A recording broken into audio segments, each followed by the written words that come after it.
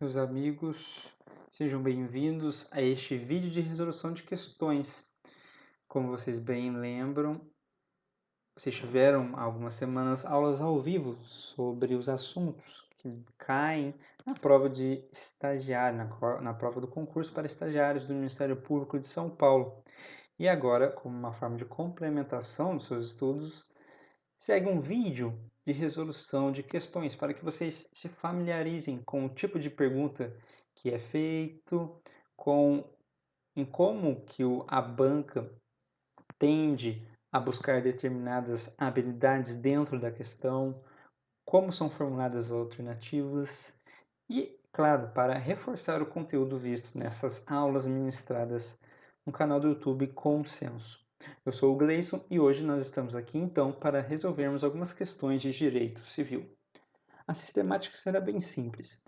O vídeo corre direto, portanto, eu lerei a questão, o enunciado e as alternativas e você pausa o vídeo, tente resolver as questões, claro que sem o auxílio de material, responda sem consulta e depois aperte o play novamente para que vocês possam ver a explicação da questão da alternativa correta. Tudo bem? Então eu vou ler o enunciado, as alternativas, você pausa o vídeo, tenta resolver e depois aperte o play mais uma vez. Então vamos para a primeira pergunta.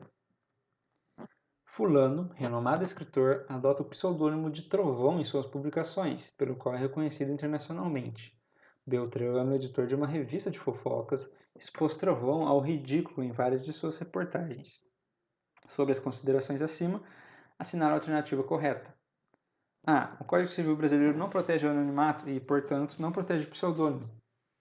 B. A revista de Beltrano pode associar a imagem de fulano em propagandas comerciais, mesmo que sem o seu consentimento. C. Se fulano usar indevidamente e com abuso seu pseudônimo, estará sujeito a sanções legais pertinentes, como interrupção de sua utilização e perdas e danos. D. O Código Civil brasileiro protege o anonimato e o pseudônimo. A resposta correta é a letra C. Se fulano usar indevidamente com abuso seu pseudônimo, estará sujeito a sanções legais pertinentes, como interrupção de sua utilização e perdas e danos. A está errada porque, de fato, o Código Civil não protege o anonimato, mas protege sim o pseudônimo. Vamos à diferenciação? O anonimato é aquela expressão de pensamento em que não há nenhuma forma de identificação daquele pensamento. Já o pseudônimo, não. O pseudônimo é um nome fictício pelo qual alguma pessoa, algum artista, principalmente, decide registrar, decide expor o seu pensamento e as suas publicações. Veja que é bem antagônico ao anonimato. O pseudônimo é aquele nome, por exemplo, que uma pessoa, como no caso da questão, chama fulano, mas ele quer assinar suas obras, ele quer expor o seu pensamento e sua arte por meio de um outro nome, fictício, mas que o individualiza, como é o caso do pseudônimo Trovão. Então a A está errada porque de fato não protege o anonimato, mas o Código Civil protege sim o pseudônimo. A B está equivocada porque sempre que a imagem de uma pessoa, o seu nome, a sua honra, o seu pseudônimo, como é o caso em questão, for associado com fins lucrativos, com fins comerciais, deve sim haver o consentimento do titular daquele direito. O fulano é uma pessoa pública e claro que a revista de Beltrano poderia falar dele sem a sua autorização. Mas, uma vez que a revista de Beltrano procura lucrar com a imagem de fulano, associa a sua imagem a propagandas comerciais, deve sim haver o seu consentimento. Deve sim haver a afirmativa da pessoa titular daquele direito para que a sua imagem seja comercialmente vinculada a alguma propaganda. D. O Código Civil brasileiro protege o anonimato e o pseudônimo. Não, ela é uma alternativa reflexa à letra A. Ela não protege o anonimato e protege sim o pseudônimo. E a C está certa porque se uma pessoa abusa do seu direito, como por exemplo qualquer direito de personalidade, ela estará sim sujeita a sanções legais pertinentes.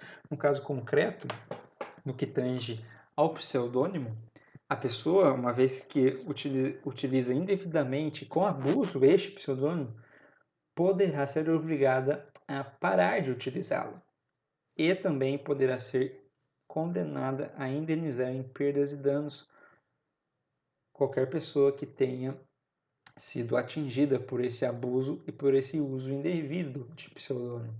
Então imagine que fulano começasse a falar mal de muitas pessoas. Essas pessoas poderiam pleitear que esse pseudônimo não fosse mais utilizado por fulano, bem como que fulano fosse condenado a indenizá-las em perdas e danos.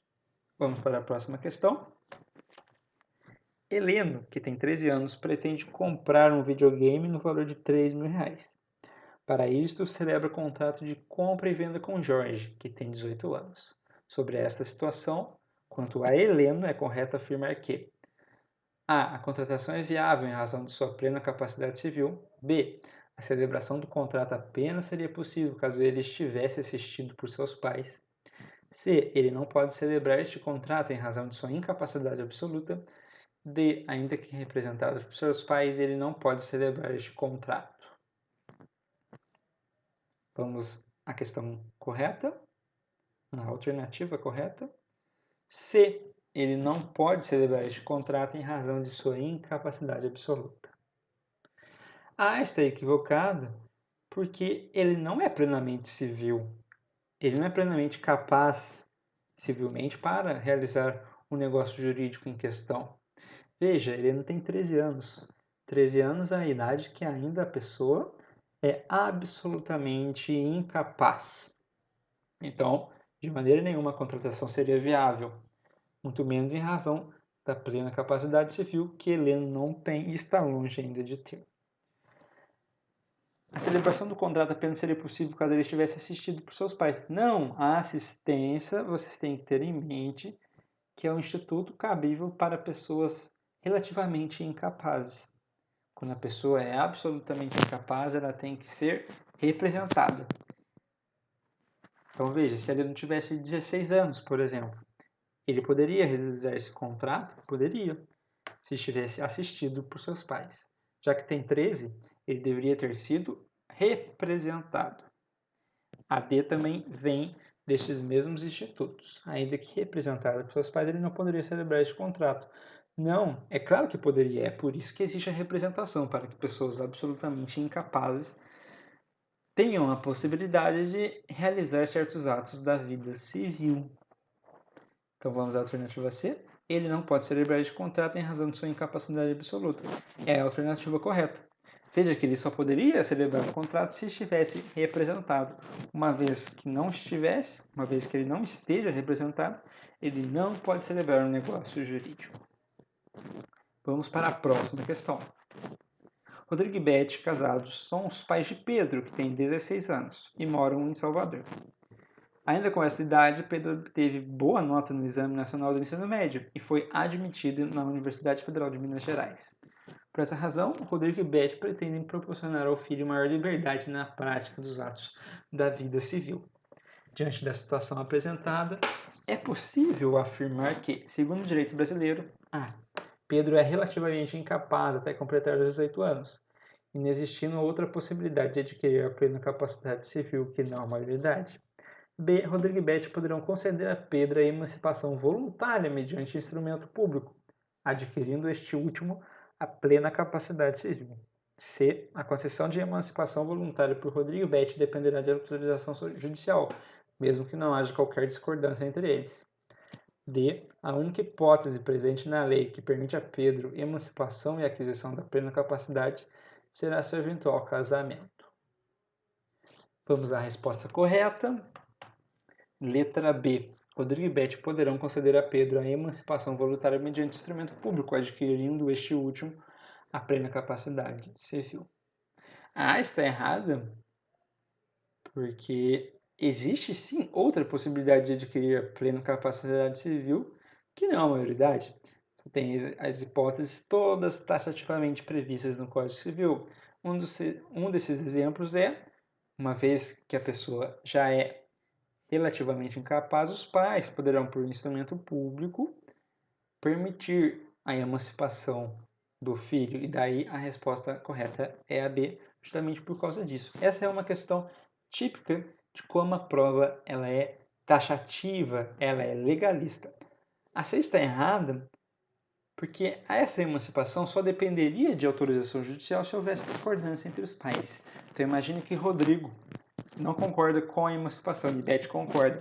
Beth só poderia emancipar Pedro se houvesse uma autorização judicial, justamente porque os seus representantes legais não concordam, não estão em concordância com relação a esta emancipação. Então, uma vez que os genitores concordam, estão ali tomando essa decisão juntos, eles podem, sem autorização judicial, emancipar o seu filho, emancipar os seus descendentes. D. A única hipótese presente na lei que permite a emancipação é o casamento. Não, justamente falamos disso na A. E essa questão mostra para vocês como que o seu examinador ele é legalista. Isso tudo está taxativamente na parte geral do Código Civil, quando nos primeiros artigos o Código Civil nos traz as hipóteses de incapacidade absoluta e incapacidade relativa. É por isso que reforço, você tem que ler o código. Leia mesmo, a lei seca. É isso que vai fazer com que você consiga responder perguntas como essa, que são a maioria esmagadora do seu certame. Então, resposta correta B. Rodrigo e Beth pode emancipar Pedro por instrumento público, adquirir neste último a plena capacidade civil. Vamos para a próxima pergunta. Determinada sociedade empresarial recebeu autorização do Poder Executivo Municipal para manter uma praça pública, onde poderia inclusive divulgar publicidade de sua marca. Diante dessa situação, afirma-se que a praça é um bem público, A, de uso comum, B, alienável, C, de uso especial, D, um bem público dominical. E a resposta correta é a letra A, de uso comum. Veja que o enunciado tenta te desfocar daquilo que você precisa ter foco. Aqui fala, por exemplo, de publicidade de marca de uma empresa privada em um espaço público que ela mantém. Você poderia ficar pensando que a questão quer de você um conhecimento em direito administrativo, em direito empresarial, mas não. O seu edital é parte geral do Código Civil. E a pergunta embaixo já te dá um direcionamento muito bem delimitado. Ela quer saber que tipo de bem público é a praça. E a resposta correta é a letra A, de uso comum. E mais uma vez, isso está na parte geral do Código Civil, quando fala da classificação dos bens públicos. A B está errada porque alienável não é uma classificação de bem público, é uma característica. E uma característica que na verdade nem existe, porque o bem público é, via de regra, inalienável. E o bem de uso comum do povo, que aqui no nosso exemplo é uma praça, é realmente inalienável. C, de uso especial. Lembra que o uso especial é aquele bem público onde se encontra uma atividade pública, uma função pública, como por exemplo o prédio de uma prefeitura, o prédio de uma repartição pública. Isso é um bem de uso especial, um bem público de uso especial. Dominical, será que a praça é dominical, o poder público pode livremente concedê-lo à iniciativa privada, aliená-lo? É um bem que ninguém usa, está ali no patrimônio do poder público sem nenhum destino específico? Não. Praça é bem público de uso comum, porque está lá, disponível a todos. Todos podem utilizar daquele bem público da maneira que melhor lhe for sensível, da melhor maneira que for possível para aquela determinada pessoa. Essa foi uma questão simples, mas que mais uma vez demonstra como que essa prova é legalista e você precisa ler exaustivamente a parte geral do Código Civil e também, quando vocês verem as questões de penal, ler a parte geral do Código Penal, ler os princípios constitucionais do Ministério Público, ler a lei orgânica do Ministério Público e assim por diante. Vamos para a próxima pergunta. Em relação ao negócio jurídico, este será nulo quando A. viciado por erro, dolo, coação, estado de perigo ou lesão. Quando praticado por pessoa relativamente incapaz, sem a devida assistência legal. Quando praticado para fraudar credores ou quando praticado com o objetivo de fraudar lei imperativa. A resposta correta é a letra D. Isso também está na parte geral do Código Civil, é uma disposição taxativa da lei. Erro, dolo, coação, estado de perigo ou lesão, como vocês viram na aula ao vivo, que ministrei há algumas semanas, não é hipótese de nulidade, é hipótese de anulabilidade. Pode vir a ser anulado. B, praticado por pessoa relativamente incapaz, sem a devida assistência. Mais uma vez, é uma hipótese de anulabilidade. Você pode anular o ato jurídico praticado por pessoa relativamente incapaz ou não. Esse ato praticado em desconformidade com a legislação pode ser convalescido, pode ser ratificado. C, praticado para fraudar credores, mais uma vez. Isso não está previsto. Essa nulidade não está prevista. Fraude a credores é uma hipótese de anulabilidade. Você pode requerer ou não. D, praticado com o objetivo de fraudar a lei imperativa. Sim, é isso que está no Código Civil, é isso que está na parte geral do Código Civil. A nulidade do negócio jurídico, dentre outros exemplos que o Código traz, será a hipótese de quando o negócio jurídico for praticado com o objetivo de fraudar a lei imperativa. Então, imagine que uma lei tributária institua uma obrigação tributária acessória de fiscalização de livros, de você, uma sociedade empresária, ter certos livros fiscais.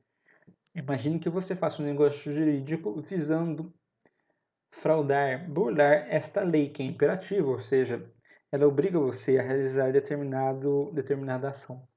Esse negócio jurídico, desde sua concepção, será nulo de pleno direito. Vamos então à próxima pergunta. A personalidade civil da pessoa natural surge e cessa, respectivamente, com A, o nascimento e a morte, B, a concepção e a senilidade, C, o nascimento com vida e a morte, D, a concepção e a morte. Preste bem atenção nessa questão. E a resposta correta é a letra C, o nascimento com vida e a morte. Veja que a letra A não está de todo errado, mas existe uma questão mais certa que ela, existe uma alternativa mais completa que ela. A B está errada porque o Código Civil não diz que a personalidade civil surge com a concepção. Ela diz que surge com o nascimento, com vida. E a senilidade também nem é um termo utilizado pelo Código Civil. É com a morte que a personalidade civil de uma pessoa acaba, cessa, somente com a morte. Concepção e morte, a letra D também já foi explicado aqui, a concepção e a morte está equivocada. Agora, Gleison, por que a C e não a A? Veja, se não existisse a alternativa C, a correta seria a alternativa A. A personalidade ela surge com o nascimento. Mas qualquer nascimento, e se essa pessoa nascer sem vida, por exemplo? Será que essa personalidade civil ela teria obtido? Não. É por isso que eu coloquei a alternativa C.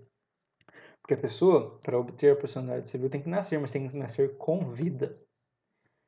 E, obviamente, aqui não tem um consenso muito grande, não tem nenhuma discussão. E essa personalidade civil que advém com o nascimento com vida, por consequência lógica, só poderia acabar com o fim da vida, ou seja, com a morte. Por que eu coloquei um pouco dessa pegadinha nessa questão? Porque pode ser que o seu examinador faça a mesma coisa. Se você se deparar com duas alternativas que estão certas, assinale aquela que está mais completa, assinale aquela que está mais certa. Isso não é só para a prova do estagiário, do concurso de estagiário do Ministério Público, é para qualquer certame que você realizar.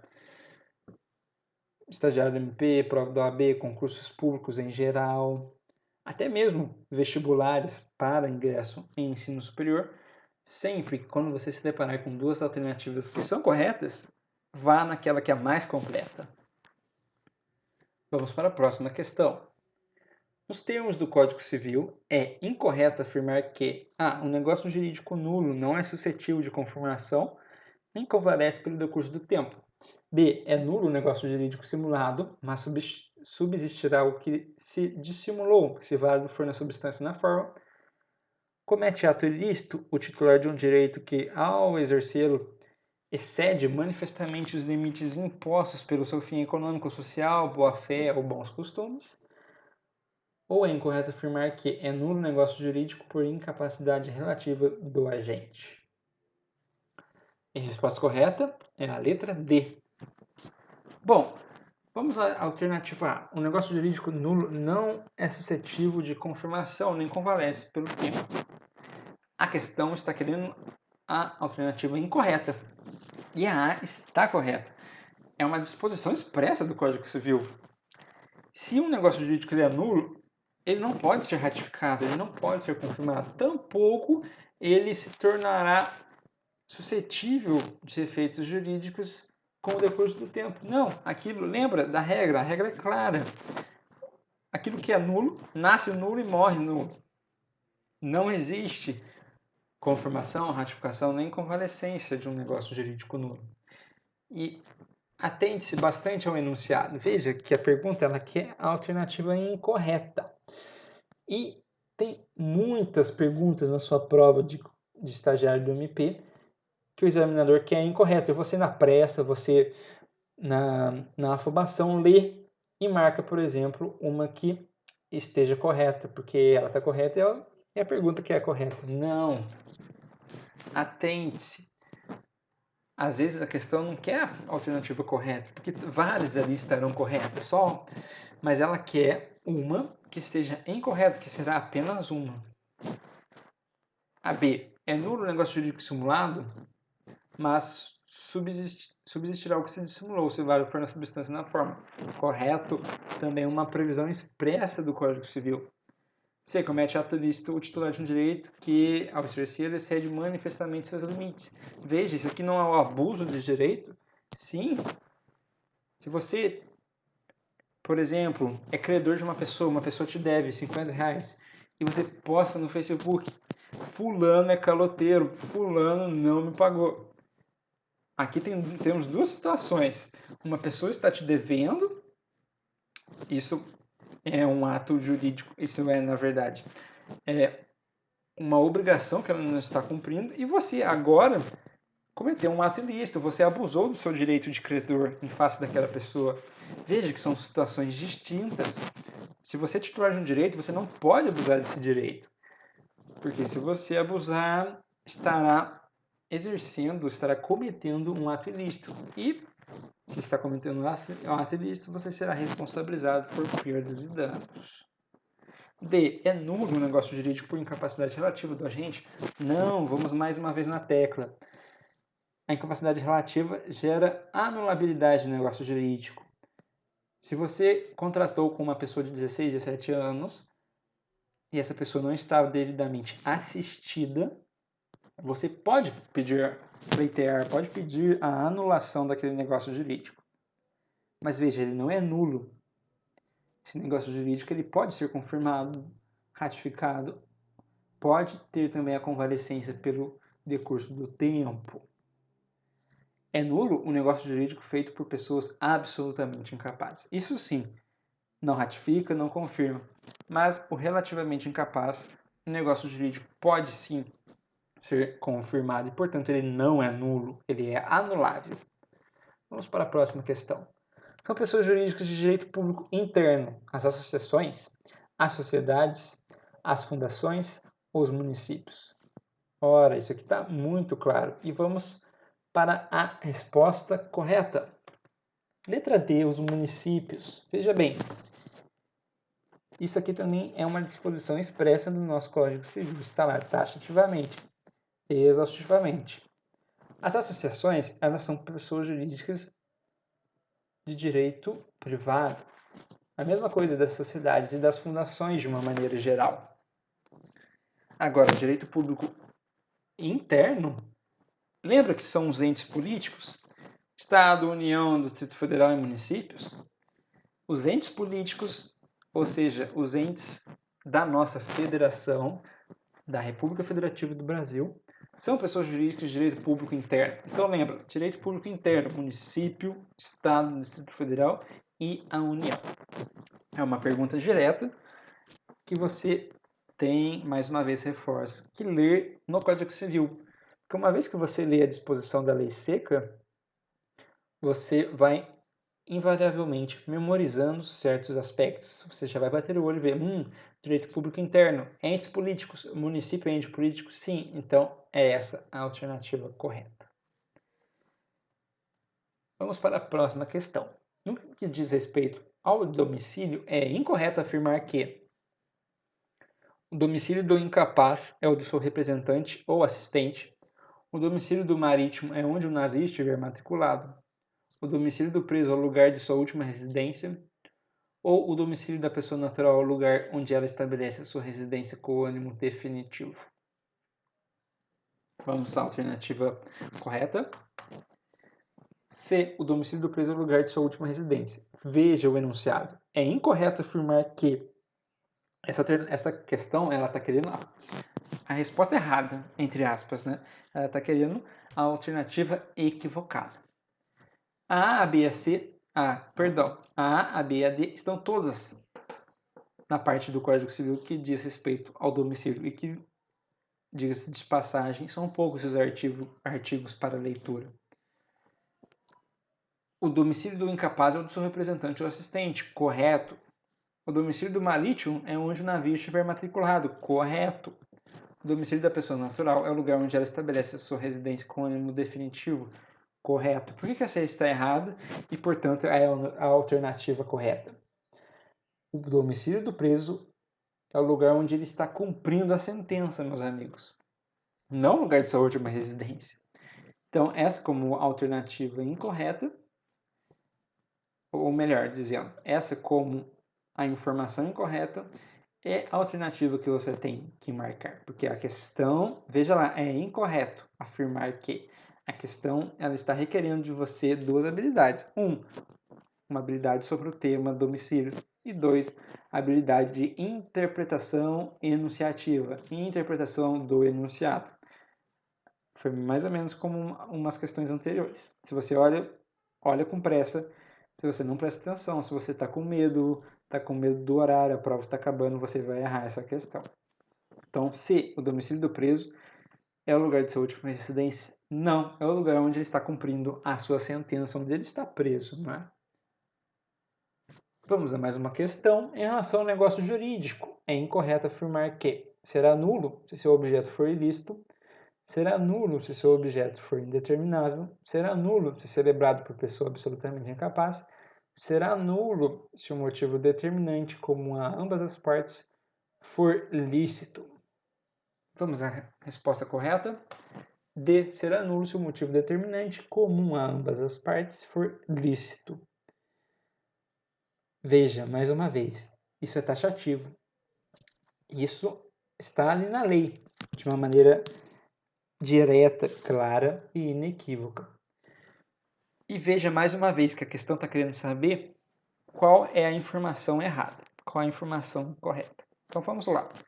Será nulo um negócio jurídico se o objeto for ilícito? Sim, óbvio. Imagine que você quer fazer um contrato de fornecimento de drogas ilícitas, cocaína. Isso pode? Claro que não. Esse negócio jurídico é nulo. B. Será nulo se seu objeto for indeterminável? Sim. Lembra que ele tem que ser determinado ou determinável? Jamais poderá ser indeterminável. Imagine um contrato de compra e venda, onde duas pessoas compactuam a compra e a venda de qualquer coisa. Mas que qualquer coisa? Pode ser um burro, pode ser um cavalo, pode ser um carro, pode ser um foguete? Pode. Veja que não é nem determinável. É simplesmente tudo que existe. Agora é diferente. Será feito um negócio jurídico, um contrato de compra e venda de 50 maçãs. Veja que você não sabe quais são essas 50 maçãs. Se é aquela maçã que está ali, se é aquela maçã que está no outro lado da plantação, você só sabe que é 50 maçãs. Então veja que é pelo menos determinável. Se você fizer um contrato ou um negócio jurídico de uma maneira geral, onde o objeto é indeterminável, ele será nulo. Será nulo se celebrado por pessoa absolutamente capaz. Sim, já falamos disso aqui várias vezes. Então veja que é uma questão que sempre vai estar caindo na sua prova do concurso de estagiários do MP. Ele será nulo se celebrado por pessoa absolutamente capaz. Está correto. D. Por que ela está errada? E por que ela é a alternativa que você tem que marcar? Será nulo se o motivo determinante comum a ambas as partes for lícito. Não. Veja que não faz sentido.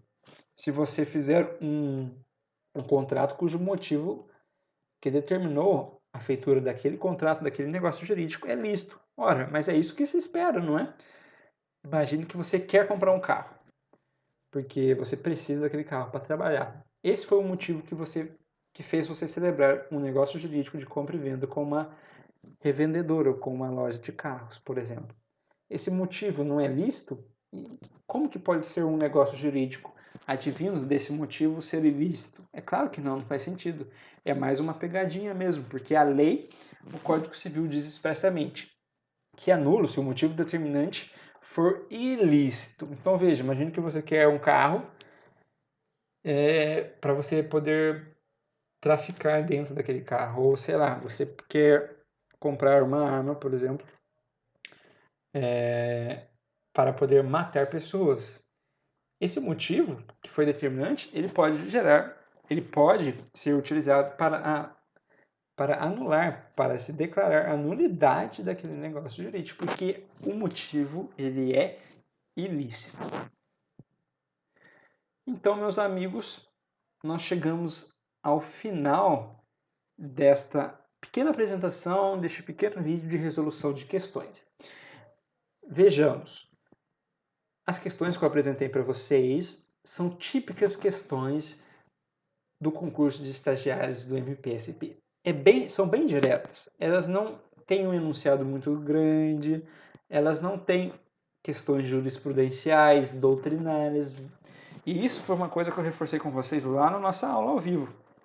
A sua prova ela é legalista, direta e taxativa. Ela não inventa moda, ela não vai citar para você um julgado lá de um juízo do Amapá, que foi o único juiz no país que decidiu daquela maneira. Não vai acontecer isso. É só questão de lei. Olhe a parte geral do Código Civil, leia todos os dispositivos, porque as questões vão ser a letra da lei seca, não tenha dúvida disso. E as perguntas serão todas diretas, como eu apresentei aqui para vocês. Então esse vídeo é para você prestar bem atenção no tipo de pergunta que é feito. Como essa questão é formulada, como as alternativas são postas à sua disposição.